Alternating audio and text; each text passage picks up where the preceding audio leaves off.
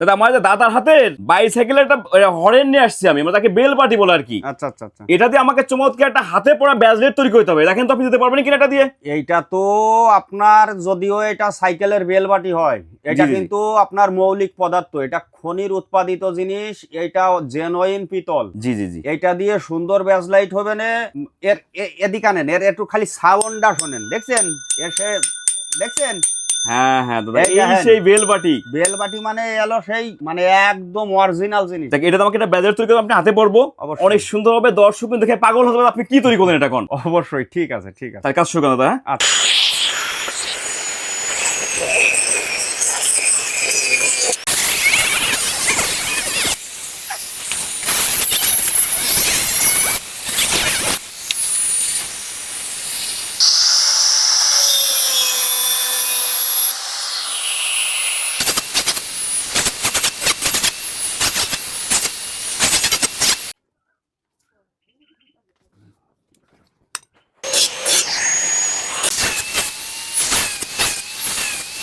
দাদা এটা কি একবারে স্বর্ণ মতন দেখা যাবে এটা? হ্যাঁ অবশ্যই অবশ্যই এ তো সেই রকম জিলিক দিচ্ছে দাদা, দেখতেছি একদম যে। অবশ্যই অবশ্যই। শোনেন, এটা তো আপনার মৌলিক পদার্থ, এটা তো খনির উৎপাদিত জিনিস, এটা তো মানুষের সৃষ্টি না।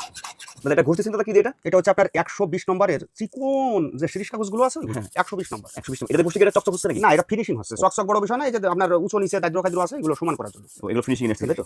দাদা এটা দাদা কি দিয়ে ঘুরতেছেন দাদা এটা? এটা হচ্ছে আপনার কাঠ কয়লা, ভিজে কাঠ কয়লা। ভিজে কাট করে ঘুরতেছেন এটা? তাহলে কি হবে এটা? দেখেন, এর একটা কারিশমা তো আছে, একদম আপনি মানে বুঝতেই পারবেন একদম না যে সোনা হয়ে যাবে? সোনা হয়ে যাবে না, কিন্তু এটা পিতল না সোনা এটা কেউ বলতে পারবে না। ও মাই গড, তাই নাকি? অবশ্যই। দাদা এই ভালো জিনিসটা কেটে ফেলেন কেন দাদা? এটা তো অনেক বড়, জি জি জি। এটাকে এর একটা মাপ আছে, একটা হাতের মাপে বানাতে হবে।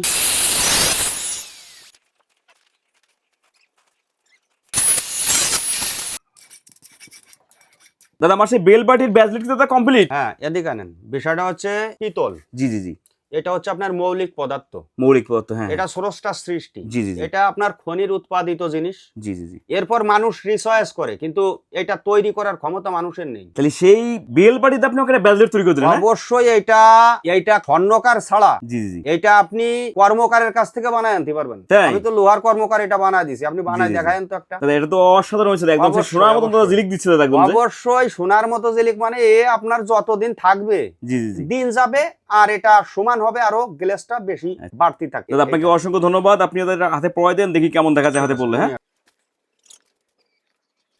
আরে দাদা, এ তো সে দেখা যাচ্ছে দাদা একদম যে স্টাইলিস্ট একদম মনে করেন যেটা আপনার। অবশ্যই অবশ্যই।